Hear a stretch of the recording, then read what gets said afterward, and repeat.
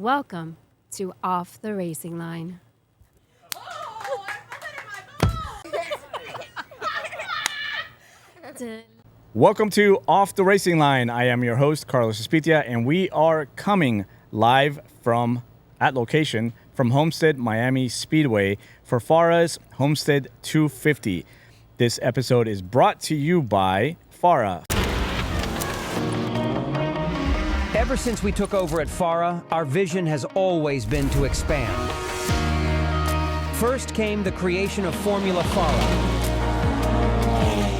followed by the development of the FARA HPDE Academy program, which then led to the establishment of the Competition School, Super Lap Series, and most recently, the Instructor School. Our next major step was to launch the Mission Foods Pro Spec Miata class, which has been a resounding success. So, on behalf of the entire FARA family, thank you, and we'll see you on the track. Want to race? Today we have Kelly Ganjei and Robert Garza. Welcome to the show, guys. Thanks, man. Appreciate it. Now, Thanks for having us. Let's just get the elephant in the room out of the way. Cupcake Racing. Tell me about, I asked you about the name before. Yeah. Tell me about the name. It's a very unusual name for a racing group. It is. And I've had people say, racing Cupcake Racing. I've had people ask me, how do you race a cupcake? It definitely is an intriguing question to ask. So it's a wonderful story, but it's a tragic story, all in the same. In 2013, my wife and I had a little one that arrived much too early, and with a lot of medical complications. And she was, when my wife was pregnant with her, my wife was barely showing, and I called her. I said, "Oh, it looks like you have a cupcake in there, not a bun in the oven." Yeah. And so the nickname stuck. And so when our daughter arrived, her name was Cupcake. And okay. I mean, so much so that many people didn't even know what her real name was, which was Ariana. But we immediately kind of came up to speed on what was an unknown, undiagnosed neuromuscular weakness. We traveled around the U.S. And flew in people from outside the U.S. to try to help with rehab. So we spent a lot of time in the car. We drove to Montreal from Maryland. We drove to Arizona from Maryland. We drove there 7 times back and forth. And one of the common themes, I love driving, and I'll tell you the backstory there. And she had a lot of fun in the car. She really liked it when I would go fast. And when she was older, she learned to sign. And so she would do this, which is go like, faster. Let's go faster. And so, before she passed, which is the tragic part of the story, in 2020, we bought a Tesla Model X, and I tell you, she loved that car because that was probably the fastest car she'd been in. And when I got the opportunity to race again, I really felt that it was through her, and she was with me in the car when I was driving, and so it became an obvious thing. It's like, if I'm going to do this, it's got to be Cupcake Racing. Yeah. And I think the other thing, and one of the other really awesome reasons Rob's here, is that when she was around, people would gravitate to us. She was an amazing force. She had more life and love than any of us combined. Yeah. And she brought people together. And that's, I think, when I started wearing the Cupcake logo, Rob was hanging out with me and asking, can I be in Cupcake Racing, before he knew the story. And then when he knew the story, he's like, well, I definitely want to be in Cupcake Racing now. So, yeah. I feel like she's still here with us and helping bring people together. And I love this guy here, and couldn't be more happy that he's part of Cupcake Racing. And we've got a little family that we're growing. Yeah. That we've got some other members, Ben and Jim, are also, in Cupcake Racing with us. So Listen, that's the man, long and short story of it. That's a really special story. Thank you. I know I had asked you before, and you said you would share it with me later. I just always figured, you guys own some sort of, factory that you guys make. We're selling cupcakes online. Yeah, you must be doing pretty well if you're, running around a GT3 Cup car. But that story's while sad, I think it's also very encouraging. Thank you. So I appreciate you sharing that, man. Yeah. Let's talk about your start in HPDE.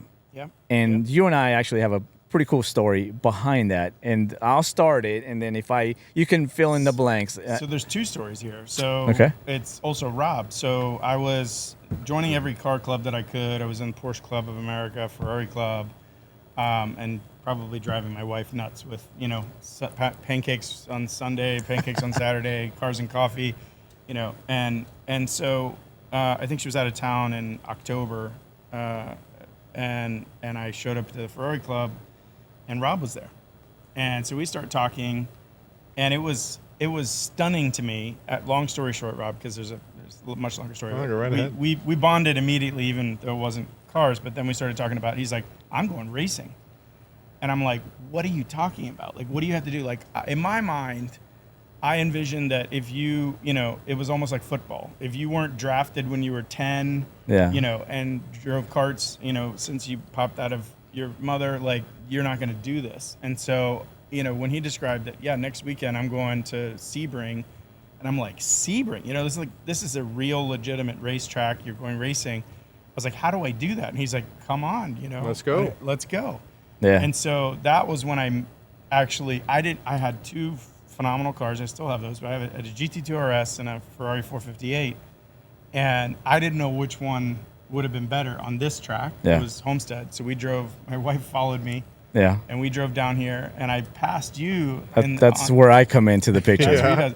So I'm driving, and I see this guy hauling a truck with a BMW in the back, and I'm like, he's got to be going to Homestead. Yeah. So I'm like, I turn on the exhaust, and I'm like, boom, boom, boom, boom, boom, boom. I come up to you, and I'm like, hey, you going to Homestead? We're doing like Literally. 80, right? Yeah. He's Oh, like, great. Well, you going to Homestead? Yes. So then I jet on forward, and I see you there, and then had a phenomenal weekend. I think that was a NASA weekend. I think. It was a So NASA. it was a NASA weekend. So I had Ben Glenn, who he put me in touch with, and had a long conversation with him about, like, what do I want to do? How do I want to, what does this mean? What do I have to do? So I had a coach with me that day in HPDE 1, and I, like everybody, I get in the car and I'm like, I don't need a coach. Like, I've been around cars my whole life. Thank you. Let me stop you real quick, because as you know, I manage the academy. And so I see all the registrations coming in. Yeah. And so once we sell out of our beginner spots, because we don't have enough instructors, Yeah. then we shut it down, and then there's just novice solo. And so I start getting people registered for that have a zero experience, and they basically tell me the same thing. I have some drag racing experience, or, I watch YouTube videos, so I see it. So continue. So I would say in retrospect, though, despite the fact that I came out here with an ego the size of Titanic, I mean, I probably drove 257 in a GT2 around here, which is like, you could probably do that in reverse now. In a Miata. And it was Miata definitely in a speed. Miata. Miata would lap me. So it was an embarrassing time, but it was humbling, Right. because I You realized realize you don't know what you I don't have know. no idea what a racing line is. I have no idea what the apex is. I just know I feel like I get in a car, step on the gas, and I'm good. But there is so much to this that what really, really I loved out of this whole experience was, I was running a very large company years ago, sold it, then started a new one. So I was like, I've always got stuff in my head. When I'm on the track, there was literally nothing going through my head.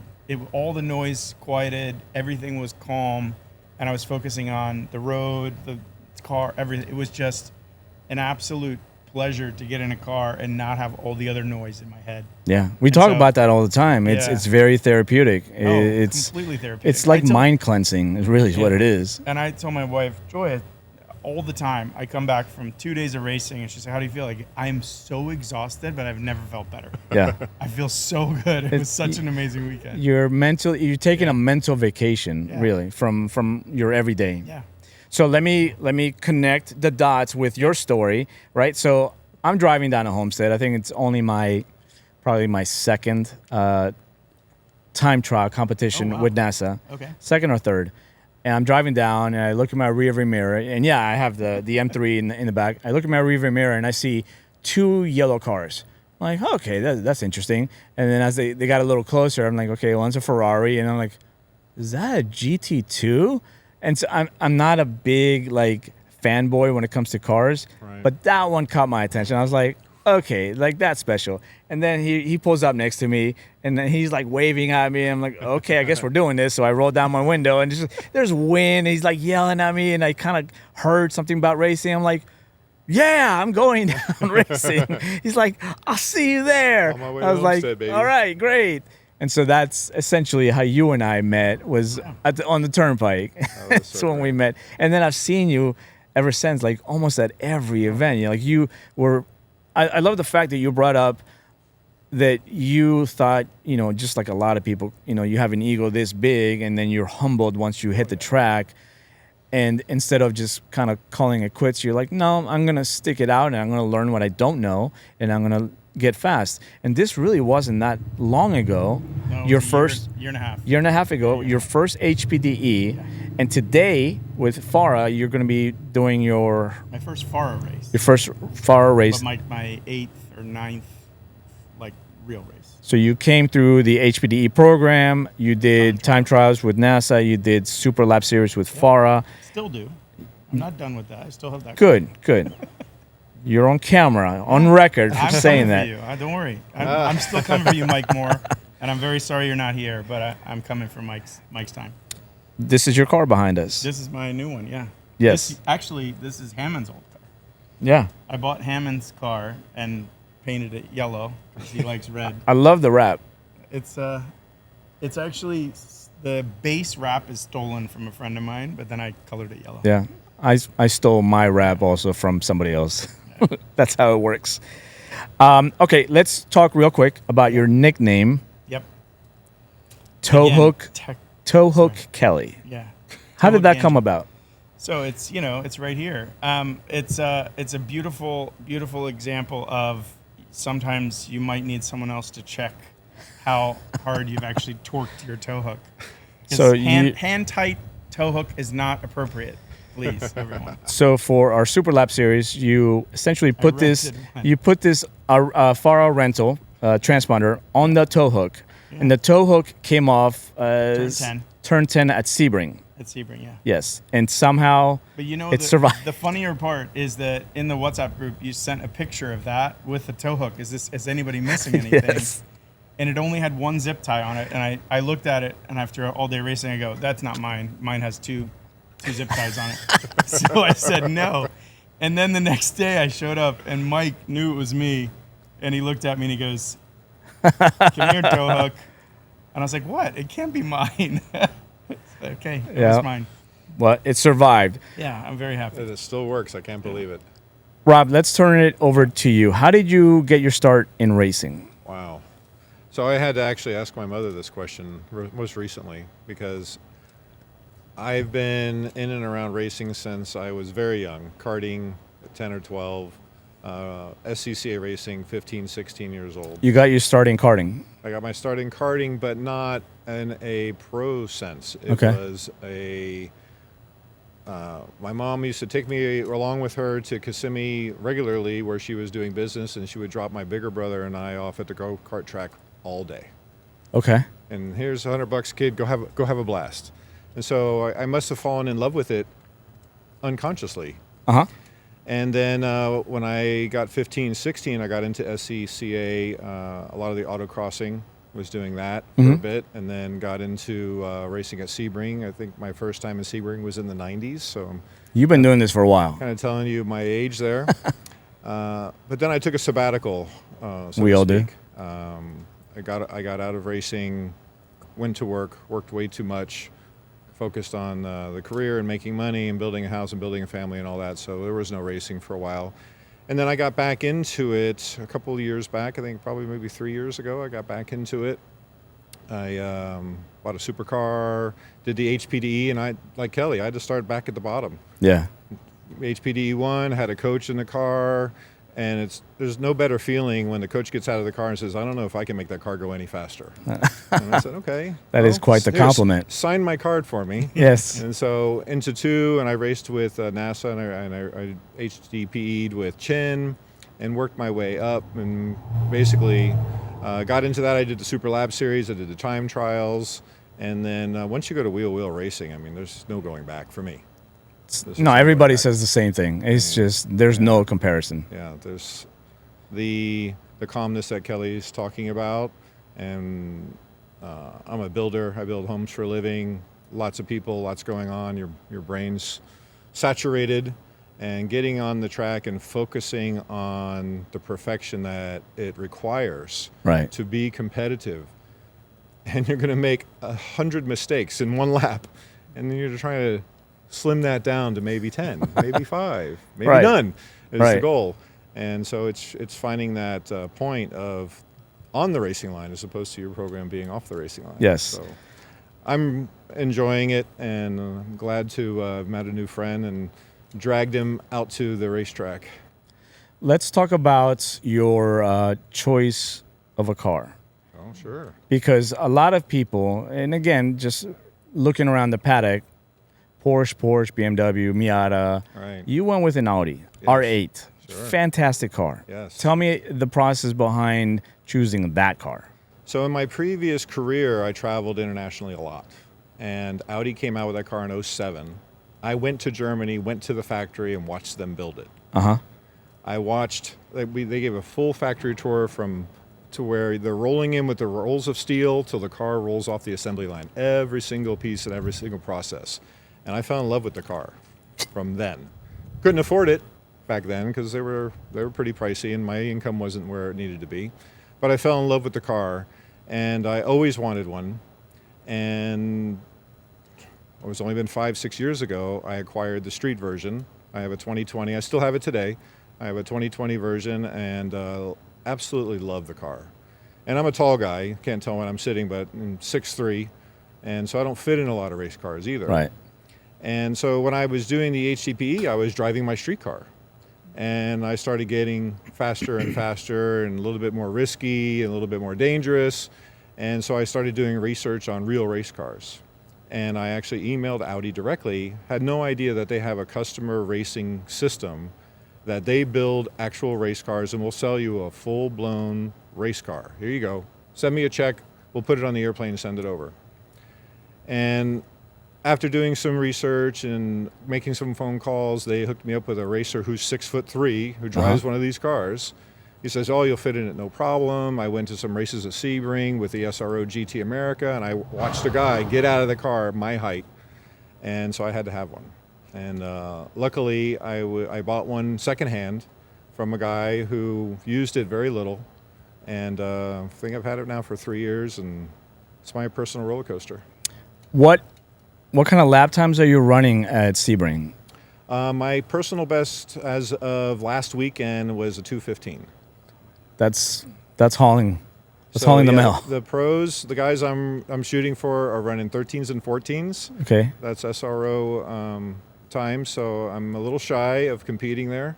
Sure. But that's a goal of mine. Sure. To try and get to those times. So coaching and practice. Yep. One of the things I love about you, Rob, is that you, like Kelly, are very involved in the sport. I remember you reached out to us when when FARA was having their first instructor training school. Yeah. And you said, hey, I'd like to be a part of that. And Absolutely. You came out and you volunteered to be a mentor. Yeah, that was a lot of fun. I want to get your input as far as like how that process was. A mentor is essentially somebody that's teaching an instructor candidate how to instruct somebody else. So tell me what your experience was like as a mentor. First off, I would say it was an absolute blast. I was a little nervous, not knowing what to expect. My students were, one guy was very young, I would say in his 20s. Okay. But did his research, knew all the right words to say, knew everything, driving a Miata, you know. Right. But I took him out and said, okay, let me show you, you know, something that you don't know. Because I think you need to really live life to get that wisdom. I mean, I'm 55. I know I look good, but I'm 55. And I have the wisdom to give to that student. and that was very rewarding. Him and I had a blast. We absolutely had a blast. This is during instructor training school? This is instructor training school here at FARA. Okay. FARA, as Twadi says. Yes. And it was, I would do it again. You call me, I'm there for you. Okay. Who's So, your favorite character to play? Crazy Carl? yeah, you like Yeah, the so role the playing. characters. So we went through the characters, and one thing that was interesting about my Miata student is his car kept breaking down. And so he had to like swap cars with friends in the paddock, which was kind of funny. But Crazy Carl, I mean, the car had like power steering, and I'm just like sliding four wheels and waiting for this guy to give me a response on how are you going to stop me from doing this Yes. before we hit the wall, you know? Yeah.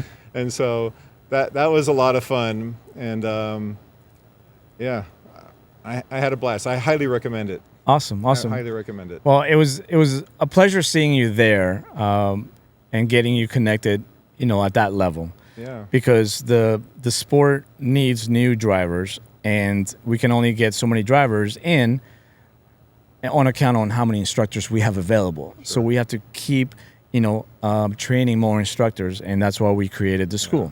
Yeah, no, it's very, very, very good. Awesome. Both of you guys race with FARA and with NASA. Yes. I want you guys to maybe share some of the similarities and maybe some of the differences in racing in the two different organizations. Okay, you first. Well, tomorrow's going to be my first race with FARA, so Okay. I'll tell you tomorrow. All right. I mean, I can But you've say done TT with NASA and you've done there's- Super Lap with FARA. typically more cars per group is With what FARA. I find in FARA. Okay. Definitely. Yeah, it's usually a little more crowded. NASA is more organized, more structured. You can be Yeah. straight. I can't tell the number of times there's been schedule changes and other things that Okay. are not usual with as much with NASA, or at least feels it's a little more organized.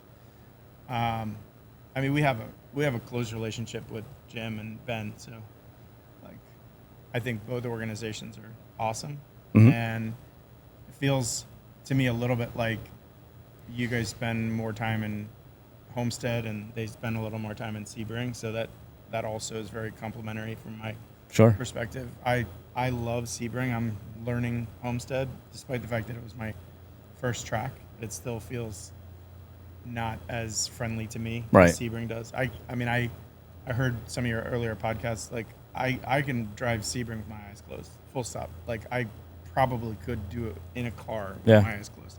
I have that track memorized, the bumps on it. Here, there's a few turns that it's funny, but I would never do this in real life, but I'm in my head, I'm like, is it left or right? I'm like, Jesus. I know. I'm still working on Homestead. What about you, Rob? I would echo Kelly's comments, but I would say the big positive for me is both associations make us feel like family, which is great. I mean, Yeah. literally. That's You know, awesome. Jose, Twadi, yourself, it's a big family, and we're here to have a great time. And it is nice to look at the registration and say, oh, we got 9 cars in my class. Yeah. I mean, to me, I want to be in the crowd. Of course, I want to be at the front of the crowd. Sure. But I'm gunning for Twadi tomorrow and Manny Gomez. Those guys are going to be tough. Yeah. So, Yeah. Well, we should have good weather tomorrow. It should be relatively cool. I mean, it's still summertime, but I think we're going to see some, temperatures below 90 degrees. That would be so nice. I'm hoping to see This some good dry racing. tomorrow, I think everybody here is going to have an absolute Yeah. blast. All right, guys, we're going to move to our last segment, which is the guest challenge. This is where you get a chance to challenge 2 of your friends to come on off the racing line. So let's start with you, Kelly. Okay, I'm challenging Kevin Kyle and Jerry Hacker to get your asses out here. Oh, my God. What about you, Rob? Oh, I would have to say my buddies Marcelo and Mario. You guys know who you are, and I'm going to send you the podcast. Get your butts back to the track, because I have to tell you, if I have 2 seconds,